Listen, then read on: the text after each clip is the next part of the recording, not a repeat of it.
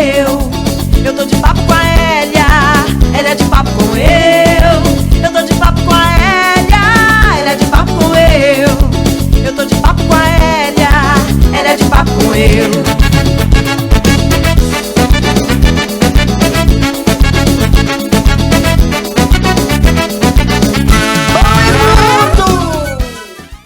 Oi, mundo! Hoje eu estou aqui com a poeta, poetisa Vânia Moraes, uma paraense que está morando já há muito tempo no Rio de Janeiro.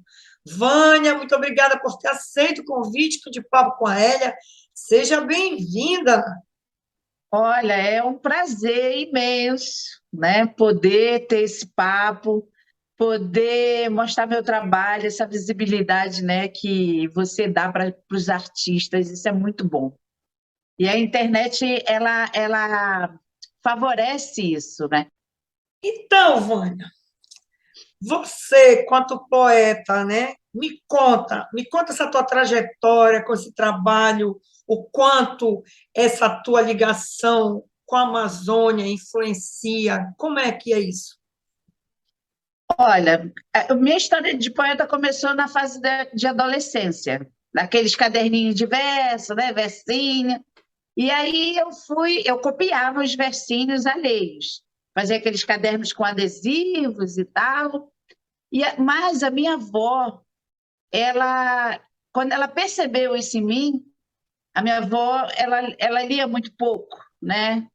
Então, ela cortava as figuras de revista, jornal, e dizia para mim assim, escreve sobre isso. Isso lá pelos meus 12 anos, né? E aí eu passei a escrever através das imagens que a minha avó escolhia, e até hoje eu gosto muito de casar os meus textos com imagens. Eu acho muito interessante esse exercício. Inclusive, eu uso nas oficinas que eu aplico. E aí, voltando, né? A minha voz despertou essa questão de escrever, e aí eu fui e nunca parei. Minha mãe dizia assim: daqui a pouco isso passa. Nunca passou. E eu casei aos 21 anos e vim ao Rio de Janeiro, sempre escrevendo. E uma amiga disse assim: olha, tem um concurso no jornal O Povo, tinha um jornal O Povo aqui, você não quer participar? Eu falei: quero. Me inscrevi, ganhei em primeiro lugar, e aí fizeram um livro, né, que eu falo que é um livro muito imaturo, meu, mas é meu primeiro filho. E depois disso eu fui indo para sarau, para encontros de amigos, que gostavam de poesia, até que um dia eu fui para um evento, num concurso relâmpago, era para escrever um poema erótico. E tinham poucas mulheres, muitos homens. E aí eu, não vou escrever não, não vou não. Aí o pessoal, escreve, escreve, escreve. Escrevi, menina. E esse poema ganhou o primeiro lugar. E daí foi a minha veia, foi literária, né? Foi para essa vertente do erotismo. Embora eu escreva outras coisas, mas o ponto mais forte do meu trabalho é o erotismo. Sobre a questão do quanto a minha origem, né? Eu escrevi, da saudade que eu sinto da minha terra, eu escrevi um poema para Belém. Ele tem muitos anos, mas é assim: sempre que escuto o sino da igreja tilintar, blém, blém, blém, lembro a cidade que deixei a me esperar. Revejo suas ruas adornadas por frondosas mangueiras, ofertas puras da natureza, por onde desfilam pessoas faceiras.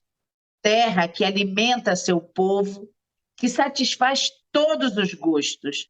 Culinária vasta e que a todos farta. Foco de lendas, botos, mãe d'água encantada, sereia. Não esqueço da minha infância matreira e nem da minha avó, contando as histórias da Matinta Pereira. Ó, terra de gente morena, sorrisos hospitaleiros, cidade que muitos fascina, berço de um povo guerreiro. Saudosa férias de Mosqueiro, Salinas, Marudá, tempo sensato, não exato, com manhãs ensolaradas, tardes chuvosas, gostosas, passarada em revoada e noites enluaradas. Relembro de tuas barcas, singrando a baía do Guajará, no emaranhado de redes dançando ao balanço do mar. Quem não conhece o entroncamento que nos lembra a cabanagem, pedaço que ficou de uma história num grande monumento, que simboliza a luta e a coragem. Cidade de muita fama, sincretismo religioso. Quem não conhece a Cabocla Mariana? Na verdade, cidade abençoada, linda basílica em sua fé, acolhida sob o manto de Nossa Senhora de Nazaré. Ó, Ver-o-Peso, lugar sagrado de todos os sabores, não sabes o peso, e nem do meu peito sabes as dores, por viver pela metade, longe da cidade da qual posso me orgulhar. Cidade que em singelos versos venho declamar, ó cidade de Belém do Pará. Ela foi feita realmente num momento de saudade, né? Porque, como eu te falei, eu sou muito apegada à família. Minha família faz muita falta. Eu já estou aqui 31 anos, mas é muito bom estar em família, família que é unida, né? E nós somos. Vânia, você Sim. falou para mim que as tuas poesias, que tá na vertente do erótico, elas vão ser musicadas, um projeto parecido com isso? Me conta. A parte mais forte do meu trabalho é trabalhar com o erotismo, né? Eu gosto e flui muito naturalmente. E aí, eu queria fazer, a ideia é um projeto, fazer um banco de músicas erotizadas. E aí, alguns amigos estão pegando minhas poesias e musicando. Porque qual é a ideia, assim? Que eu lembro, nós tivemos dois grandes artistas que trabalhavam, né, essa questão do erotismo, que era o Vando e o AGP. Temos o Elimar Santos, que também tem aquela nuance, né, do erotismo, e depois deles a gente vê pouco. O Chico Buarque, claro, que tem essa veia maravilhosa, mas depois deles, assim, você busca, sabe? Então a ideia era fazer um banco de músicas erotizadas e deixar aí, sabe? Você já perdeu as contas dos seus poemas, dos seus livros? Ou você sabe exatamente quantos livros, quantos poemas? Me conta. Dos poemas eu já perdi as contas, né? Que eu sento assim, como eu falei para você, é muito natural. Livros, eu tenho três. Na verdade, eu tenho três. O primeiro, que foi o imaturo, que eu chamo, né? Que eu, no afã de publicar pelo jornal, eu escolhi as poesias assim, sem muita. Mas é meu filho. Se chama O Anjo Poeta da Lua. E aí depois veio o Sagrado e Profano, que veio metade poesias de todos os temas e a outra metade só poesias eróticas. E aí tem um livro agora que que se chama A Dama de Ferro, que também vai falar só sobre erotismo, sobre fetiches, e tá um livro assim muito legal, porque eu pesquisei sobre fetiches, tiramos os considerados os fetiches que se considera parafilia, né? Que são os distúrbios, pedofilia, né? Essas questões. Mas tem os fetiches que dá para, e muita gente vive, né? Tem experiência. Então, eu fiz uma pesquisa sobre o fetiche, transcrevi informações sobre eles, né? Por exemplo, a podolatria, adoração aos pés, 70% dos praticantes são do sexo masculino, Começou lá na China, quando os homens apertavam os pés das mulheres naquele sapatinho.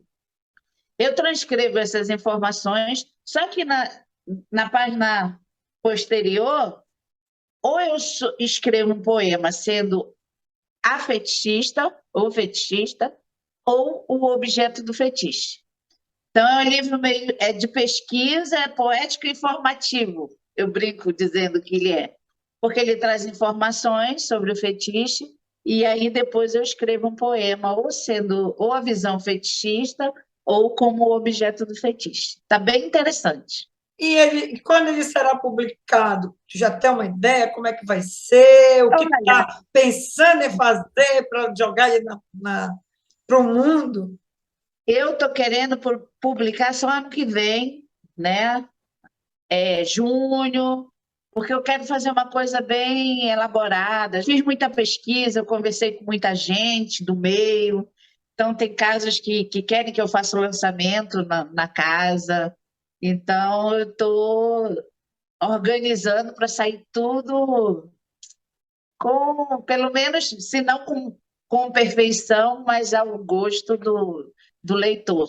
Vânia, nessa tua pesquisa para o teu livro, esse que vamos lançar em 2023, eu já estou me sentindo lá no Rio de Janeiro, você se envolveu com a questão das mulheres que sofrem algum tipo de violência? Me conta, tem isso no teu livro também?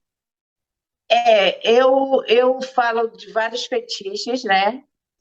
Mas com isso, depois de saber um pouco da questão do sadomasoquismo, dessas coisas, também vieram aquela chuva de informações sobre as relações abusivas, né? Os relacionamentos abusivos. E aí eu transformei também a poesia numa ferramenta de acolhimento. Então, eu aplico oficina de poesias com poesias eróticas para mulheres que sofreram violência doméstica, violência sexual, no resgate da sexualidade e da sensualidade dessas mulheres. Então, assim, é como se fosse, são encontros que eu tenho com elas e trabalhando o erotismo na poesia, elas começam a desassociar o sexo da violência. Então, a poesia passou a ser uma ferramenta de redescoberta, reencontro com a própria sexualidade, com a própria sensualidade dessas mulheres. E, de certa forma, para melhorar a autoestima, não é? Exatamente. E eu faço esses encontros, né, com um psicólogo que acompanha e um sexólogo. Então, assim, eles também me dão um respaldo, né, de como abordar, de como trazer essa mulher para que ela possa se sentir à vontade de falar sobre a violência que ela sofreu, sobre a sua própria, sobre a sua intimidade. E aí eu tenho essa reunião com elas, mas ao meu lado eu tenho sempre um amigo que é psicólogo e um amigo que é sexólogo e a gente debate, conversa. E é muito interessante porque elas começam a escrever também. Então, a gente acaba trazendo mais mulheres para a poesia. Elas começam a escrever e botando para fora o que está ali oprimindo, o que estava ali preso, oprimindo, e elas começam a interagir melhor, a se posicionar melhor. Também saem textos sobre como sair de um relacionamento, como reconstruir o amor próprio. Então, assim, é maravilhoso, é maravilhoso. Um trabalho de poesia inclusiva, não é, querida? Exatamente, exatamente. Porque eu não queria que a poesia erótica me marcasse, entendeu? Ah, ela só escreve poesia erótica. Eu não queria isso. Eu queria dar um destino para a poesia erótica onde ela acolhesse, a minha poesia erótica acolhesse. E também aplico oficina de poesia para crianças, Sim. num projeto chamado Cultura na Sexta, de um amigo meu, ele é jogador de futebol e ele lesionou e não pôde mais jogar, na verdade, basquete, desculpa. Não pôde mais jogar, morava numa comunidade, e aí ele olhava para as crianças ociosas e ele disse, poxa, eu preciso passar o meu conhecimento para elas. E aí ele foi para a quadra ensinar a jogar basquete, só que ele percebeu que as crianças não liam, não sabiam escrever e viviam naquele mundo, né? Muito comunidade. E aí ele me chamou para aplicar a oficina de poesia. Eu fui, já estamos juntos há mais de 15 anos. Eu tenho meninos que estão casados e com filhos, e agora eu estou com uma nova safra de 10 anos. Já perdemos crianças por tráfico, Poxa, mas também temos muitos meninos que deslancharam aí para o bem, para o trabalho, para uma formação melhor, para uma vida melhor, uma condição de vida melhor. Isso também muito me orgulha. A poesia me traz esse orgulho, sabe? A minha poesia me traz esse orgulho. O nome do projeto se chama Cultura na Sexta, né? Cultura dentro da cesta de basquete. E a oficina de poesia dentro do Cultura na Sexta se chama Ponto da Palavra. agora me diga, querida poetisa, onde a gente encontra você, o seu trabalho? Me fala onde é que tem. Meu trabalho, eu tenho divulgado muito no Instagram, @poeta Vânia Moraes. E estou preparando um canal com declamações, com amigos que musicaram alguns poemas meus. Tem samba, tem jazz, assim, eu tenho amigos maravilhosos, né? Talentos maravilhosos que pegam minha poesia e estão musicando. Isso para mim é um grande prazer, assim. Os meus livros, na verdade, como tem muito tempo que eles foram publicados, esgotaram e eu não fiz novas edições. Agora eu estou focando no Dama de Ferro, a Dama de Ferro. Por que se chama a Dama de Ferro? Como ele fala de fetiches, e lá na Inquisição eles usavam um sarcófago como um instrumento de tortura, tinha forma humana, mas tinham ferros com lanças enormes. Aí eles botavam a pessoa lá dentro, fechavam, e a pessoa ia sangrando, né? Morria assim. Só que, com o passar do tempo, ele foi sendo transformado para ser usado no sadomasoquismo. Então, já não eram grandes lanças que atravessassem o corpo, mas eram lanças menores que causassem a dor que dá o prazer ao masoquista, né? Então, por isso que eu usei o nome do meu livro, eu vou usar o nome dessa, A Dama de Ferro. Bom, Vânia, nosso papo está maravilhoso. Você é uma mulher lindíssima, excepcional. Mas, bora declamar uma poesia? Vamos. Eu vou declamar uma poesia para homenagear todos os poetas que já estiveram com a Hélia, que vão estar e que apreciam o trabalho. Somente o poeta renasce das cinzas, das tristezas infindas, horrendas saudades, feito, fantasias e lembranças do que não lhe pertenceu. Somente ao poeta é permitido grandes recompensas por sentimentos exaltados, embaraçados nas raízes profundas do seu coração, na distância dos sonhos frustrados. Somente o poeta conduz o amor em uma centelha de vingança, mas depois, certo do sempre, renasce e revive quando se faz perdão. Vânia Moraes. É mudo. Quando a gente ouve uma coisa sensível, a gente se emociona. E depois da gente ouvir esse poema, eu vou convidar vocês. Vem para cá para o canal, que aqui nós temos sempre novidades, aqui nós temos artistas maravilhosos, poetas e poetisas como a nossa queridíssima Vânia Moraes. Vânia, muito obrigada Muito pela tua prazer. participação. Sucesso para você, meu amor. Então, eu quero agradecer a oportunidade e o prazer deste papo com a Hélia.